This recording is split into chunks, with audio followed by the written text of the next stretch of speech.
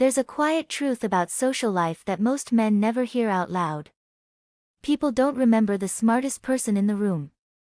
They don't remember the funniest either. And they definitely don't remember the one trying the hardest to be liked. They remember the man who made them feel something different. And here's the uncomfortable part. If conversations around you often feel flat, if people respond politely but never lean in, it's not because you lack intelligence. It's because your presence is predictable. And the brain is brutally simple about one thing: predictable equals forgettable.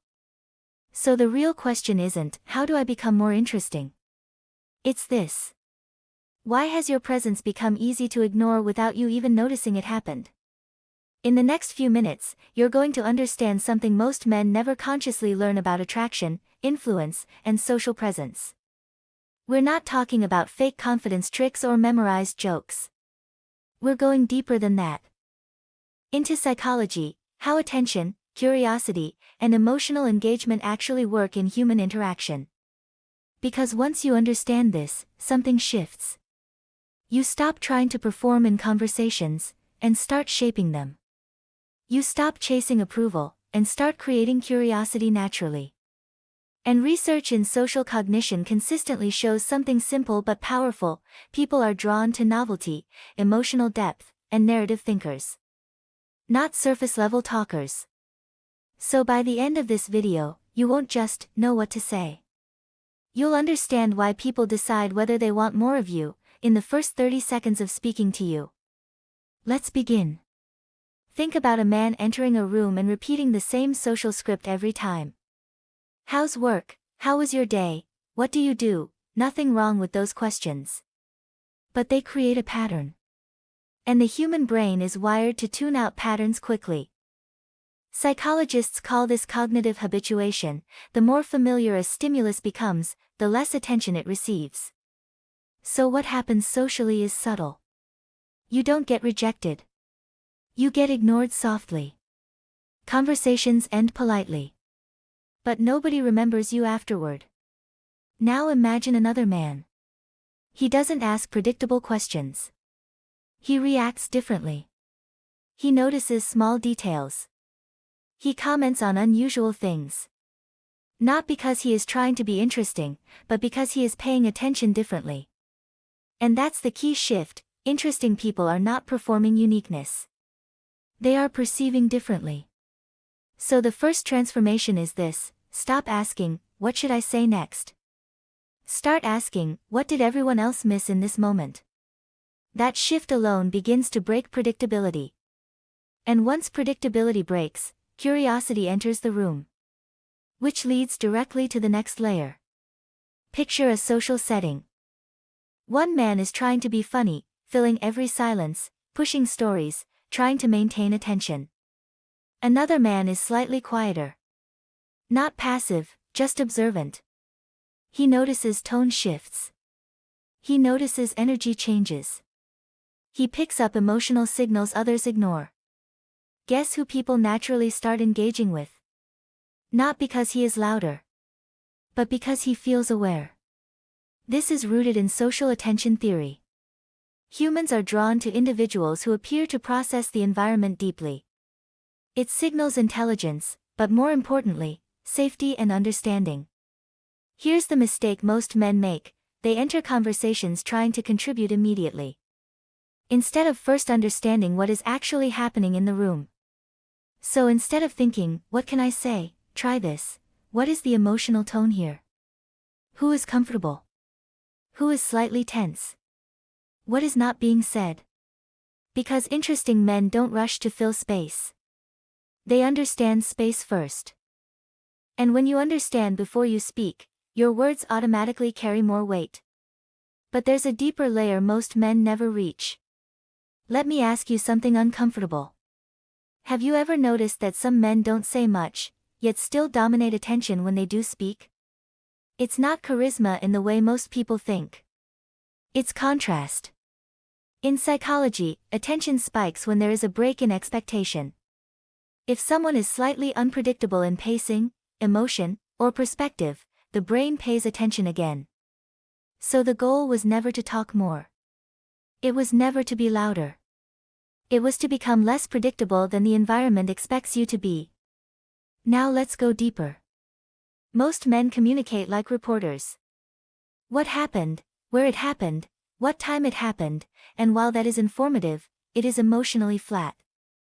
Now compare that to a man who says, I walked into that place thinking it was going to be a normal night, but something felt off the moment I stepped in. Same situation. Completely different emotional impact. That difference comes down to narrative thinking. Humans are wired for story processing far more than raw information. It's how we assign meaning. It's how we remember. Stories activate emotional prediction circuits in the brain. Facts don't. So if your conversations feel forgettable, the issue is not your experiences. It's how you package them. Instead of listing events, build tension. Show contrast. Highlight change. Ask yourself, what was expected, and what actually happened? That gap is where interest lives. And here's the subtle psychological truth: people don't bond over information. They bond over shared emotional movement. So when you tell stories, don't aim to impress. Aim to let someone experience it with you. And once you master that, you shift from someone who talks to someone people remember speaking. But storytelling alone is not enough, without control of rhythm. A man who talks constantly gives away control of perception. Because silence is not emptiness in conversation, it is pressure. Imagine a man who finishes a point, and simply pauses. He doesn't rush to fill the space. He lets the moment breathe. In that silence, people lean in mentally. They start processing what was said. They start anticipating what comes next. This is where conversational authority is built. Not in volume, but in pacing. Most men are afraid of silence because they interpret it as awkwardness. But socially calibrated individuals understand something different: silence is where attention resets. Think of it like breathing in music. Without pauses, there is no rhythm. So instead of rushing your words, experiment with controlled pacing. Speak slightly slower when making important points. Pause after emotionally meaningful statements. Let people catch up to your thoughts. Because when you control pacing, you control emotional absorption. And when people feel they are processing you rather than keeping up with you, they assign you more depth than you realize. But there is still one final layer that most men miss entirely. Most conversations stay on the surface because emotions are described too generally. I had a good day. It was stressful. It was fine. These words are placeholders, not experiences. Now compare that to emotional specificity. I felt strangely relieved when I left that place, like I didn't realize how tense I was until I walked out. Same emotion category. Completely different depth. Psychologically, specificity signals authenticity. Vagueness signals social masking. And people are subconsciously drawn to what feels real, even if they cannot explain why. When you become emotionally specific, something shifts in how others perceive you. You stop sounding like you are filtering your experience for approval, and start sounding like someone actually living it. That creates trust. And trust creates interest. So the shift is simple but powerful: don't report emotions. Describe experiences of emotions. That is where depth is born. And depth is what people actually interpret as interesting.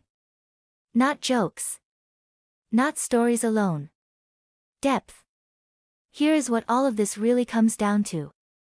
Being interesting was never about learning how to say better things.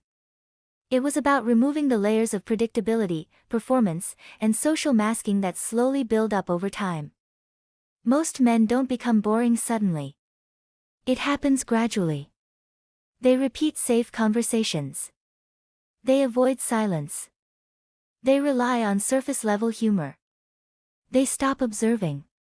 They stop noticing detail. And without realizing it, their presence becomes easy to mentally categorize. But human connection doesn't work deeply when someone is fully categorized. Because the mind only becomes curious about what it cannot fully predict. And here is the part most people miss. You don't become interesting by trying to impress others. You become interesting when you stop editing yourself into something easily consumable. When you slow down enough to observe. When you speak with enough rhythm to create tension. When you describe your inner world with enough clarity that it feels alive. That is not performance. That is presence. And presence is what people actually remember when they leave the room. Not what you said, but how it felt to be around you. If this resonated with you, don't treat it as entertainment. Treat it as observation. Pay attention in your next conversation. Notice where you become predictable.